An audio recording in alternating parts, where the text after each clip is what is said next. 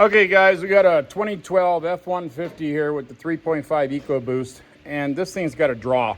They let it set and don't start it for about 4 days and it won't start back up.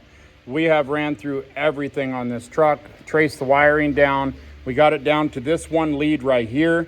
The quickest way is just to disconnect everything on this block one at a time and see when the light goes out. So my test light is connected to the battery, the post itself, and then you're going to just touch the positive side and that's going to light up, and that's how you know you have a draw. Now your ECM could have a draw, so unplug, or it could be idling, so with the backup battery. So unplug those to make sure it's not the ECM.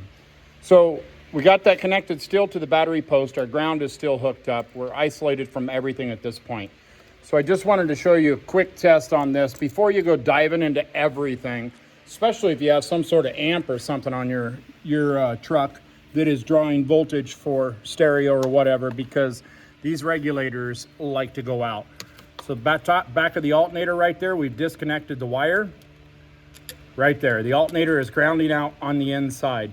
To save you some time, test this before you test everything else. You know my other videos where you can pull one fuse at a time, pull relays, unclip clips, pigtails and such to follow the short. In this case, we isolated it to the one wire. It goes down by the starter. It goes to the alternator, of course. It goes down to the four-wheel drive actuator. This one is four-wheel drive, but it ends up, our short is in the alternator. So again, just test this first before you test everything, especially if you have an amp, if you wired in some light bars or something like that. Those internal regulators like to short out. So I hope this video helps you out. Please click like, please click subscribe. Click on my name underneath this video for all my other how-to videos. And as always, guys, enjoy.